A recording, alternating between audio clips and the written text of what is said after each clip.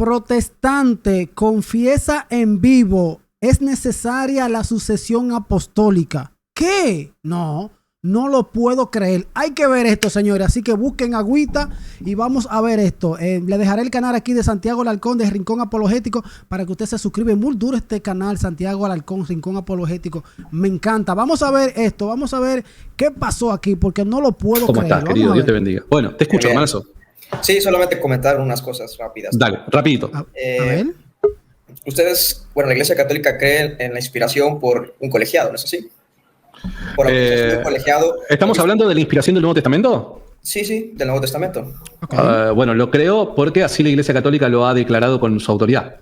Ok, mi pregunta es, ¿qué criterios utilizaron para determinar qué era palabra de Dios y qué no era palabra de Dios? En el desarrollo teológico, en la reflexión teológica, los criterios que emplean muchas veces los evangélicos, el criterio para autenticar, por dar un ejemplo, no sé, que los documentos no deben contradecir alguna doctrina predicada por la Iglesia y que, tiene que haber sido aceptado por la Iglesia como documento, como escritura, ese documento y demás. Estos criterios te permiten acercarte a la verdad. Pero para dar una conclusión final se necesita esa misma autoridad que tuvo Pedro en el momento en el que preguntaba a Jesús, bueno, ¿y ustedes quién dice? Tú eres el Cristo, el Hijo del Dios viviente. Bienaventurado eres, Simón, hijo de Jonás, porque no te lo reveló carne ni sangre. Esa clase de conocimiento final que pone punto final a cualquier tipo de discusión, que trasciende los límites de la capacidad humana, lo tiene la Iglesia Católica. Y solo a través de esa clase de conocimiento es que se puede poner punto final a una discusión teológica que se escapa a los límites del espacio-tiempo del conocimiento que un humano puede llegar a tener conclusivo, ¿no? Entonces se necesita esa asistencia del Espíritu Santo y es por eso que en última instancia el católico descansa en la autoridad de la Iglesia. Pero esa asistencia del Espíritu tú racionalmente no la puedes demostrar, ¿verdad? Esa asistencia del Espíritu. No, yo no puedo, yo no puedo ponerle, Miguel, suponete de que vos sos el Papa, ¿no? Claro. Yo no puedo decir, mira, se está poniendo las pupilas medias, no sé, se le está dilatando la pupila, entonces está siendo asistido por el Espíritu. Claro. A simple vista no. Por eso creo que las discusiones, todo gira en torno a la sucesión apostólica. Porque de la misma manera yo podría decir que la asistencia estuvo dentro de la Iglesia Anglicana, porque ciertamente no hablamos de una subjetividad interpretativa o determinante en cuanto a la epistemología se refiere, es decir, qué es palabra de Dios y qué no es. Así que el tema central prácticamente de la división entre evangélicos y protestantes, yo soy protestante, es la sucesión apostólica, determinar qué es la sucesión apostólica y eso automáticamente nos va a llevar a determinar lo sustancial en cuanto a qué es la doctrina apostólica, porque estarás de acuerdo que el que no cree la doctrina apostólica no es salvo, ¿verdad?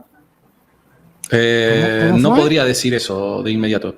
No, a ver, ¿cómo nos ven los católicos a nosotros los evangélicos? ¿Consideran que somos salvos? Por dar un ejemplo, bueno, eso tampoco podría decir, hermano. No, ¿qué dice la Iglesia Católica? No, me refiero a la Iglesia protestante. ¿Es salva la Iglesia protestante, según los católicos romanos? Pero eso no es algo que lo diga la Iglesia Católica. No. Yo te pregunto a ti qué es lo que dice. O sea, por eso, pero eso no es algo lo que se expresa en la Iglesia Católica. Bueno, te lo voy a plantear de otra manera. ¿Hay salvación fuera de la Iglesia Católica romana? No. ¿No? No. No hay no hay salvación fuera de la Iglesia Católica romana. Salvación fuera de la Iglesia. Pero vos como evangélico, ¿podés ser salvo? Sí. Ok. Perfecto, entonces ahí hay que tener... Claro, la Iglesia Católica no afirma de que vos por ser protestante te vas al infierno o que vos por ser protestante te vas al cielo. No lo hace ni con los católicos a eso, así que imagínate, no lo puede hacer. Así que solamente es eso, ¿no? El hecho de que la sucesión el hecho de determinar que es escritura inspiradamente divina viene de un colegiado asistido por el Espíritu Santo y que racionalmente tampoco no se puede evidenciar. Nosotros, tanto tú como yo, tenemos al final un salto de fe. ¿Estarás de acuerdo con eso? Siempre el cristianismo es una cuestión de fe. Entonces, déjame mencionar algo. Lo que sí te pido que me gusta mucho esto y estamos de acuerdo. Un punto particular. Creemos ambos que el Espíritu Santo va a asistir a su única iglesia de forma especial, de tal manera que podemos descansar en sus legítimos ministros. Lo que está en discusión es quiénes son legítimos ministros. Exacto, pero eso está muy vinculado al hecho de saber qué es la sucesión apostólica. Porque, mira, hace poco que hablabas con este chico que me pareció... Ok, ¿qué es la sucesión apostólica? Mira, el hecho de que cuando uno viene no a debatir, a dialogar con un católico es dejarse un poquito el prejuicio evangélico. Porque, mira, estamos en el mismo barco al final. Yo me tomé muy en serio la Iglesia Católica en cuanto a ver si era la... Todos estamos en el barco de Pedro. Entonces, de alguna manera me lo tomé muy en serio y yo no quise meterme a la flojera, me investigué y hay una cuestión muy importante que yo concluí, que es el hecho de ver qué es la sucesión apostólica y la sustancia netamente de la doctrina apostólica. Porque, a ver, Justo González dirá en la historia del cristianismo que no hay una sucesión apostólica en términos considerados como la Iglesia Ortodoxa y como la Iglesia Católica Romana lo considera en la Iglesia de Constantinopla. El surgimiento de la Iglesia de Constantinopla no hay un dato que pueda verificar fuera de la tradición interna de la propia Iglesia de Constantinopla. ¿Me explico? Entonces, ese es un dato muy interesante, porque entonces tendríamos que ver por qué se le consideró a la Iglesia de Constantinopla una iglesia legítima con sucesión apostólica. Entonces, creo que para concluir, Santi, hay un debate muy abierto en el que obviamente esto tendría que remontarnos a estudiar. Ese es un estudio que yo tengo haciendo, saber cuál es el origen realmente de la Iglesia de Constantinopla, más allá de la tradición, porque, a ver, yo también no estoy diciendo que la tradición deba desecharse. Yo lo que digo es que está supeditada, porque en términos también formales tendríamos que ver... Vamos a plantear esto, mira, vamos a plantear esto, para hacerla más corta y más rápido por una cuestión de tiempo. Vamos a hacerla esto. ¿Hay legítimos ministros o pueden ser reconocidos como legítimos ministros aquellos que no hayan sido ordenados previamente por legítimos ministros? Ok, si la sucesión apostólica es real, para una persona ser un apóstol o una persona con sucesión, tiene que ser ordenado por otra persona que sí tenga la sucesión. Eso está claro. Escuchen la pregunta. Vamos a hacerla esto. Escuchen esta pregunta. ¿Hay legítimos ministros o pueden ser reconocidos como legítimos ministros aquellos que no hayan sido ordenados previamente por legítimos ministros? Hay legítimos ministros que no han sido... Mira, te lo planteo porque en un momento me trabé. ¿Pueden ser reconocidos como legítimos ministros aquellos que no hayan sido ordenados por legítimos ministros? No, por supuesto que no. Claro, no se puede. No se puede, señores. ¿Que no hayan sido ordenados por legítimos ministros? No. Por supuesto. Listo, bienvenido a la sucesión apostólica, hermano. Hay que entonces preguntarnos exacto qué es la sucesión apostólica, Santi. Es justamente eso. Eso. Tendríamos que ver entonces, considerar realmente si la Iglesia de Constantinopla no es sucesión apostólica. Está bien, eso está fantástico y eso es un tema que, bueno, en algún momento si querés charlarlo, no. Claro, pero acá el concepto, acá lo que estamos discutiendo es el concepto. Y en el concepto tú me estás dando la razón. Mirá, pensá lo siguiente. Bíblicamente, históricamente, no hay razón para pensar que en la Iglesia se reconozca como legítimo ministro a alguien que no haya sido ordenado previamente por otro legítimo ministro. ¿Por qué? Porque está presente el concepto, pese a que quizás no haya una definición formal hasta un determinado tiempo posterior, está presente la idea de que un legítimo ministro lo es a partir del momento en el que otro legítimo ministro lo ordena como tal. Y este otro legítimo ministro sabemos que es legítimo porque fue ordenado por otro legítimo ministro y así sucesivamente hasta llegar a los apóstoles. Ese es el concepto de sucesión apostólica. Y eso es lo que te garantiza legitimidad en una institución visible. Institución visible que tienen los católicos romanos, y van a decir, pero los ortodoxos. Sí, los ortodoxos también tienen sucesión apostólica, y el católico romano no lo niega, ni tampoco el ortodoxo niega, con todas sus diferencias que tienen entre ambos grupos, no va a negar que los latinos también tenemos sucesión apostólica. El problema acá es que los evangélicos no la tienen. Es que hay diferencia. El problema es que los evangélicos no la tienen. Los evangélicos no tienen sucesión. No va a negar que los latinos también tenemos sucesión apostólica. El problema acá es que los evangélicos no la tienen. Es que ahí diferimos, Santi, porque la sucesión apostólica dentro del protestantismo no es entendida sobre la imposición de manos, por ejemplo. Entendemos como... ¿Cómo fue la vaina? Espérate, que la sucesión no se entiende con la imposición de las manos. En la Biblia está que Pablo le pone las manos ¿a quién es? A Timoteo, ¿a quién es? Que le pone la mano y le van poniendo la mano. Incluso a Pablo le impusieron las manos por la sucesión apostólica. La sucesión apostólica dentro del protestantismo no es entendida sobre la imposición de manos, por ejemplo. Entendemos como enseñanza de los apóstoles. Y por eso es muy importante entender como enseñanza de los apóstoles, eso es la sucesión apostólica. El punto sobre Constantinopla. Incluso Justo González diría que Alejandría no hay evidencia suficiente para considerar que tiene esa sucesión apostólica en cuanto a la definición de la Iglesia Católica Romana se refiere, o la Iglesia Ortodoxa. Entonces, ausencia de evidencia no es evidencia de ausencia, diría un famoso apologista protestante. Obviamente, aquel que conoce un poco la historia sabrá, como lo digo siempre hasta el cansancio, que cuando uno estudia historia más cercana al mundo antiguo, ¿no? Pero que estamos distantes por varios siglos a partir de la creación de la imprenta, sabemos que por diferentes razones a nosotros la información nos llega fragmentada. Por ende, van a haber preguntas que históricamente no vamos a poder tener quizás los elementos suficientes como para concluyentemente decir los hechos ocurrieron de esta manera. La pregunta que acá nos tenemos que hacer es, porque el espíritu protestante es, nos remontamos a la iglesia primitiva a creer lo que los primitivos creían. Bien, en la iglesia primitiva, el concepto de sucesión apostólica está presente pese a que no pueda llegar a encontrar una definición formal hasta quizás siglos posteriores. Sí, está presente, latente, no solamente en el Nuevo Testamento, sino en la historia primitiva de la iglesia. Tú has dicho que bajo no poder nosotros conocer realmente cómo se da el desarrollo histórico en su exactitud, ahí lo que estás aplicando es al final una interpretación y un salto de fe, conferida por el colegiado de los obispos de Roma. ¿Me explico? No, pero en casos puntuales estoy hablando yo. Yo estoy hablando en casos puntuales. Por dar un ejemplo, puntualmente, nosotros podemos conocer qué pasó en la adolescencia de Jesús, no. Claro. Pero a la discusión que estamos teniendo, por dar un ejemplo, si estuviéramos... Oye, y me gustaría saber qué hizo Jesús en su adolescencia. ¿Qué fue lo que Jesús hizo? ¿Cómo se comportaba? Me gustaría saber eso. Discutiendo si Jesús resucitó a los muertos, eso no tiene nada que ver. Particularmente con el caso de Constantinopla, que es el ejemplo que vos estás planteando, que yo lo desconozco, pero te voy a creer que es así. En el ejemplo de Constantinopla que estás planteando, ¿representa un problema para el concepto católico de sucesión apostólica? No. ¿Por qué? Porque tanto en el Nuevo Testamento está presente la sucesión apostólica tal y como lo enseña la Iglesia Católica, como en los primeros siglos de la fe cristiana.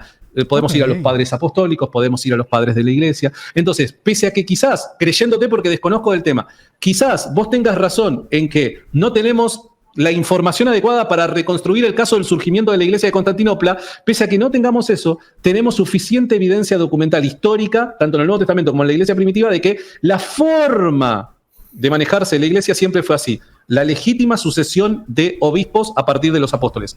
La legítima. Mira, eso de la información de Constantinopla lo estoy estudiando profundamente, pero no es una información de ahí, de Wikipedia. Es Justo González, por lo menos sabemos que es un historiador de la Iglesia que no trabaja con sus sentimentalismos protestantes. Eso creo que hasta católicos romanos lo han validado. Entonces, pero a ver, aquí hay un punto, porque si a la Iglesia de Constantinopla se le confirió sucesión apostólica, porque realmente participó, no en el concilio de Nicea, sino en el de Constantinopla, entonces quiere decir qué criterios utilizó la Iglesia para determinar que tenía sucesión apostólica. Por eso es muy importante, Santi, determinar también no solamente lo ontológico, sino lo epistémico, en cuanto a ver cómo determinó la Iglesia lo que es palabra de Dios y lo que no es palabra de Dios. Y también, a ver, con esto acabo, ver también qué criterios utilizó, porque nosotros confirmamos que al final la evidencia material y formal de la Iglesia es lo que constituye su propia autoridad. Pero a ver, esto es el punto que quiero ir. También ver cómo o qué criterios utilizó la Iglesia Católica Romana para determinar qué es tradición inspirada y qué es tradición no inspirada. Eso es para mí también un punto en el que pudiéramos trabajar y donde el debate está abierto.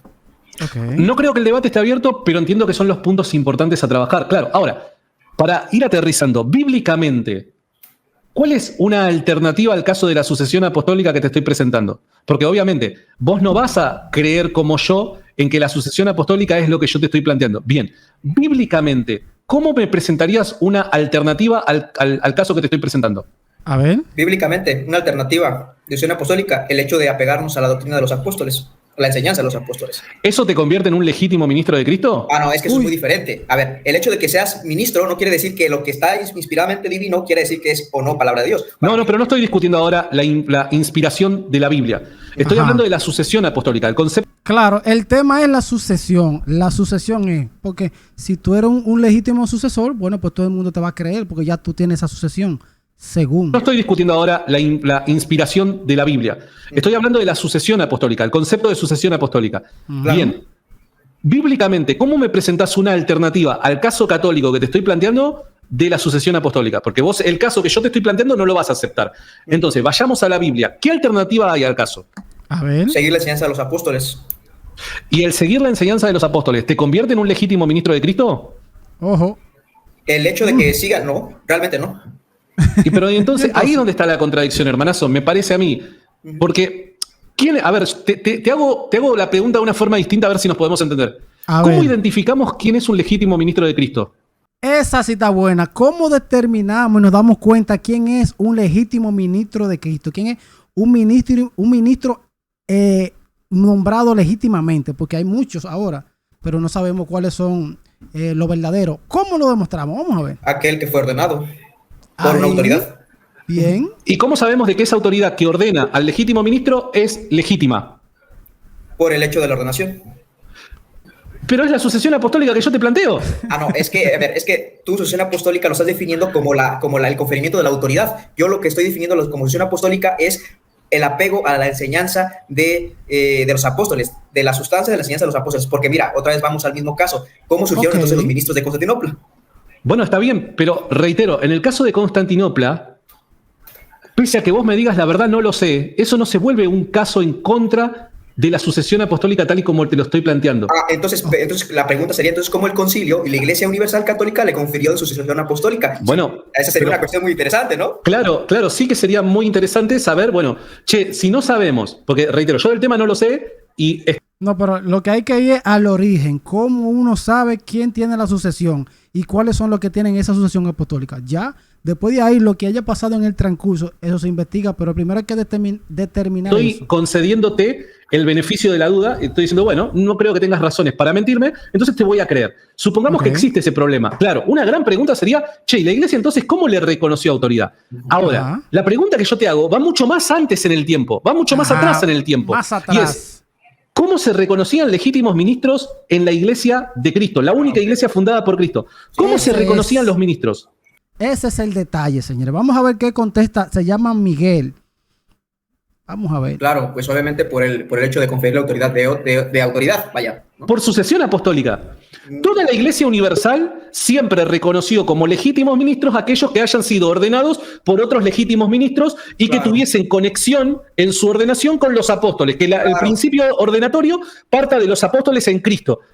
Señores, pero me parece extraño que este muchacho, que es protestante, esté reconociendo eso. Me parece muy extraño porque él es protestante y los protestantes, según lo que yo he visto en debate, en video, y muchos que me han dicho también, que yo he hablado con vecinos, amigos, personas en la calle, me dicen que no, que la sucesión no existe, que eso es mentira, que eso se lo inventaron los católicos. Pues yo quiero saber, ando preguntando. Pero este muchacho está claro, dice que sí, que la sucesión es por esto, esto y esto.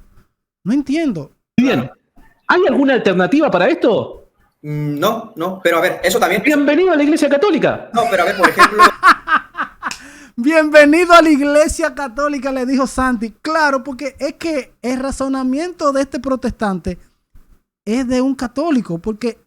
dígame en los comentarios si yo estoy equivocado o no. Pues yo no entiendo. Ordenatorio parta de los apóstoles en Cristo. Bien, ¿hay alguna alternativa para esto? Escuchen. No, pero a ver, eso también... Bienvenido a la Iglesia Católica. No, pero a ver, por ejemplo, el obispo que sale de la Iglesia Anglicana, no recuerdo ahora su nombre, no tenía poder de autoridad apostólica. ¿Quién? Bueno, el caso de los anglicanos es un caso que fue muy discutido dentro del seno de la Iglesia Católica, porque había muchos católicos que se preguntaban, y los anglicanos parece que sí tienen sucesión apostólica. Y es que pero fíjate qué interesante, pero déjame cerrar este punto.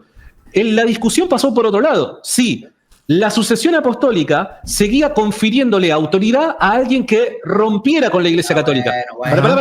Pero yo no te estoy planteando eso. Por ese lado pasó la discusión. Es otro tema. No por el reconocer que una persona tenía sucesión apostólica. Lo mismo pasa con los ortodoxos. Los ortodoxos tienen sucesión apostólica. La discusión va a ser, ¿son legítima autoridad hoy que rompieron? Es el detalle, son legítimos hoy que rompieron. Los ortodoxos tienen sucesión apostólica. La discusión va a ser, ¿son legítima autoridad hoy que rompieron con la Iglesia Católica? Bueno, eso es otra cosa. Ahora, la pregunta es la siguiente. ¿Vos de qué denominación sos, hermano? Soy bautista. ¿Los bautistas tienen sucesión apostólica? Procedimos del rompimiento con la Iglesia Anglicana, históricamente. Pero, reitero, o sea, el hecho de que ustedes como bautistas hayan roto con la Iglesia Anglicana, te presento un paralelo, ¿qué te parece? ¿Lutero era obispo? No era obispo. No. Entonces no tiene lo que nace a partir de Lutero. Yo sé que el caso de la Iglesia Anglicana es distinto, pero lo que nace a partir de Lutero no tiene sucesión apostólica porque Lutero no fue obispo. Lo mismo pasa en el caso de los bautistas. En el caso de los bautistas, ponele, ustedes, el movimiento bautista no nace de un obispo de la Iglesia Anglicana. Uy, yo no sabía eso. ¿Cómo fue? Espérate, escuchen esto.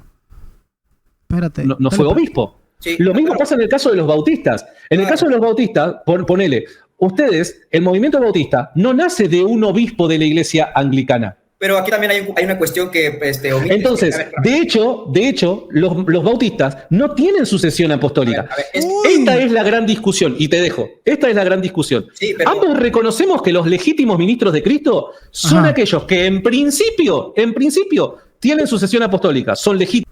Y él los reconoce que son legítimos. Él sabe cómo es. Entonces vamos a ver qué va a responder luego. Ministros ordenados por otros legítimos ministros ordenados. Para hablar de autoridad tenemos que hablar de otros factores más. Pero en principio lo que a nosotros nos importa es esto, lo de la sucesión apostólica. Bien, fantástico. Vos como bautista no tenés sucesión apostólica. Y ahí es donde yo me pregunto y digo, ¿cuál es la razón por la que, reconociendo que los legítimos ministros de Cristo son los que tienen sucesión apostólica, vos estás en un movimiento que no tiene sucesión apostólica? Okay. Bueno, ahí también tiene que ver mucho con la lectura hermenéutica que se le da a la Escritura. Nosotros entendemos como obispo a la pluralidad de ancianos, ¿no? Esa es la lectura hermenéutica que utilizamos. Una hermenéutica que me he cansado de decir no es subjetiva, porque la subjetividad habla del individuo, del sujeto. Nosotros tenemos un colegiado también de ancianos que interpretan la Biblia. Entonces, los ancianos son obispos, los ancianos de ellos, de su iglesia. Eso también parte por ahí. Ahora, ¿pero estos ancianos vienen de los apóstoles en ordenación? Fueron ordenados, si hacemos una genealogía, por el obispo de Inglaterra. No. Bueno, es que, a ver, todos los bautistas, todos los presbiterianos. No, porque recordar el concepto es obispo que ordene a otro obispo. No puede cualquier persona ordenar a otro. ¿Se entiende? Los bautistas no nacen de un obispo. No, pero son ordenados por un obispo. Ok, espérate. Yo digo que yo soy obispo y yo ordeno, vamos a suponer, al vecino mío que queda al lado y yo lo ordeno. Entonces, ese que yo ordené tiene la sucesión verdadera. No, porque yo no la tengo. ¡Ay, Dios mío! Pero, ¿ordenados en qué? ¿Por qué? ¿Ordenados por qué? Sacerdotes. Es que ese es el punto de la lectura hermenéutica que vamos a utilizar ahí. Entonces, te concedo, ¿Y los sacerdotes pueden nombrar? Concedo la premisa que es para dejar y ir avanzando.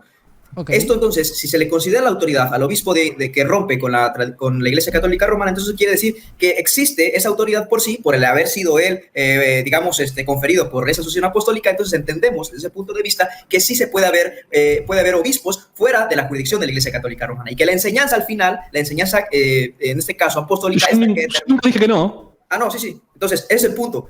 Por dar un ejemplo, los ortodoxos. Te vuelvo a mencionar caso los ortodoxos. Claro, la Iglesia Católica reconoce que la Iglesia Ortodoxa tiene legítima sucesión apostólica. Claro. Entonces, yo nunca te dije que no. Yo te dije que el caso de los anglicanos fue un caso discutido dentro del seno católico porque dicen, che, loco, hay parte de la Iglesia anglicana que sí vienen de los obispos. Claro, ahora, lo que se discutió fue en otros términos. Se discutió, bueno, pero siguen teniendo autoridad si rompieron con la Iglesia. Pero eso es otra discusión. Ahora, el problema que vos tenés, hermanito, es que conociendo el caso de la sucesión apostólica, vos hoy formás parte de una comunidad que no tiene sucesión apostólica. Ese es el detalle. Él conoce las reglas para hacer sucesión, para tener la sucesión legítima, si existe la sucesión apostólica, que a mí me parece que sí, que la sucesión apostólica existe porque está en la Biblia, me parece que sí, pero él sabe cómo es el método para ser legítimo y aún así está en un lugar que no tiene sucesión. Eso me llama la atención. Caso de la sucesión apostólica, vos hoy formás parte de una comunidad que no tiene sucesión apostólica. Es que, a ver. Yo por eso te planteé en primera instancia el caso de Constantinopla. Igual, y puede ser que yo tenga que concluir en que tendría que ser anglicano. Ponle tú, ¿no? Por lo decimos, bueno, pará, a ver. Los anglicanos, no es que la Iglesia Católica reconoce que los anglicanos... Claro. ¿Qué otros factores? Pero en principio vos tendrías que decir, bueno, che, o me hago ortodoxo o me hago anglicano antes de ser bautista. Claro, pero a ver, ese es el punto que quería terminar. Vamos a ver qué nos lleva a la historia y ver cómo se formó entonces la Iglesia de Constantinopla, sus ministros. Ok, él anda investigando, como yo, que en este canal estamos investigando cuál es la verdadera iglesia de Dios. Él anda investigando para ver dónde se mete, pero ya él pertenece a una. Entonces, en cuanto a eso, yo estaré todavía expectante de ver cuál es la solución que se le pueda dar, ¿no? Entonces, porque también ahí estamos de acuerdo. Que si vos descubrís que la iglesia de Constantinopla tiene sucesión apostólica, ¿qué harías? Me haría anglicano. Espérate. La iglesia de Constantinopla tiene sucesión apostólica, ¿qué harías? Me haría anglicano. Ok, bueno, no, pará, vamos avanzando, está muy bien. Hay un gran diálogo ecuménico con los anglicanos, la Iglesia Católica, con los ortodoxos y demás. Está bien, vamos avanzando, pero no podrías vos, y esto me parece fantástico tu honestidad, porque no podrías seguir formando parte de una comunidad que no tiene sucesión apostólica. Es que también ahí va el punto, tendría que definir primero qué pasa con Constantinopla y cómo se definió la sucesión apostólica. Claro, exacto. Pero reitero, si vos llegás a la conclusión de que evidentemente en Constantinopla hay sucesión apostólica, te harías anglicano. También tendría que ver en la cuestión interna, ¿no? De cómo se están, por ejemplo, los bautistas salen de una rama del anglicanismo, ordenados sacerdotalmente, pero nuestra lectura hermenéutica siempre se da en cuanto a que los obispos son los mismos que los pastores, leyendo la epístola de Timoteo. Pero eso lo trabajaré después, ¿no? Son dos elementos que están expectantes para poderlos analizar y en las cuales la propia historia me ha llevado. Entonces, ese es el punto nada más que quería entender. Yo creo que ese muñeco de paja que muchos católicos romanos, no tú, aclaro, no tú, usan sobre la subjetividad hermenéutica de la Biblia, no es la verdad, por lo menos no es verdad en todo, ¿no?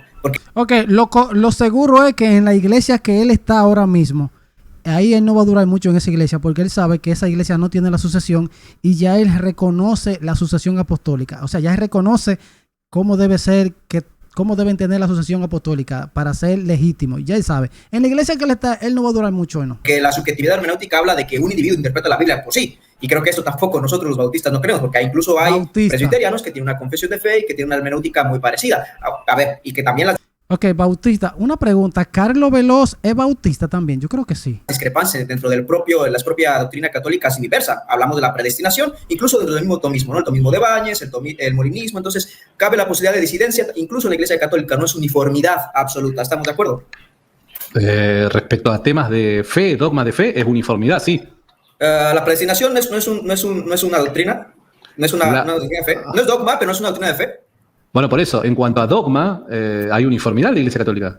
Pero no en cuanto a doctrina de fe, entonces, ¿es lo que estoy diciendo? Pero es que la unidad de fe la hacen los dogmas. Entonces, los dogmas son los vinculantes. Pero a ver, ¿la predestinación no es un concepto doctrinal de la Iglesia Católica? Los católicos creen en la predestinación. Lo que está abierto el diálogo y en lo que va a haber diferentes opiniones va a ser en cómo Dios actúa a través de hombres libres, a través de hombres que son libres, cómo es que Dios predestina a hombres que son libres. Eso es lo que no como los calvinistas se va a discutir, no la existencia de la predestinación como tal. Claro, pero ustedes entonces manejan dos categorías, un dogma de fe y una doctrina de fe. ¿Estamos de acuerdo? ¿O te pregunto? No sé qué quieres decir con estas dos categorías. Porque obviamente sé que la Iglesia Católica tiene unos dogmas establecidos y que obviamente el que no cree algunos de sus dogmas, pues no se le puede considerar católico romano. Entonces, pero el concepto, la doctrina de la predestinación, ese es mi punto, el hecho de que haya una disidencia en cuanto a ver cómo se lee la predestinación en la Biblia, y en este caso... No, hay predestinación. Ok, ¿cómo se lleva a cabo esa predestinación? Es la disidencia, ¿estamos de acuerdo? ¿Cómo es que Dios predestina a hombres libres? Esa es la discusión. Sí. Y en donde la Iglesia está abierta o te permite, te da libertad para discutir, siempre y cuando el dogma de la predestinación no lo pongas en tela de juicio. Claro, hay criterios. Yo creo que incluso los protestantes tienen criterios, ¿no? O sea, su propia doctrina de la sola escritura, aquel que sale de la sola escritura y crea una interpretación personal, sale de la propia doctrina protestante. Eso está muy claro. Todos tenemos... Por eso es que la sola escritura no es un principio epistémico, es un dogma para el evangélico. Por supuesto, sí, en ese sentido. Pero, bueno, regresando, el punto es de que en la Iglesia Católica existe la disidencia. Está abierta o te permite, te da libertad para discutir, siempre y cuando el dogma de la predestinación no lo pongas en tela de juicio. Claro, hay criterios. Yo creo que incluso los protestantes tienen criterios, ¿no? O sea, su propia doctrina de la sola escritura, aquel que sale de la sola escritura y crea una interpretación personal, sale de la propia doctrina protestante. Eso está muy claro. Todos tenemos... Por eso es que la sola escritura no es un principio epistémico, es un dogma para el evangélico. Por supuesto, sí, en ese sentido. Pero, bueno, regresando, el punto es de que en la Iglesia Católica existe la disidencia. Y en aquellas cosas que se pueden discutir, claro que sí. Nunca se ha dicho lo contrario. Disidencia me refiero a no con la autoridad de la Iglesia, porque la autoridad de la Iglesia lo que afirma son, bueno, cuestiones dogmáticas, ¿no? Esto es lo que la fe de la Iglesia afirma. Bien, no hay disidencia con la autoridad de la Iglesia. Hay disidencia o hay diferencias, mejor dicho, entre católicos respecto a aquellas cosas en las que el católico puede discutir porque todavía la Iglesia no ha tomado una postura formal al respecto.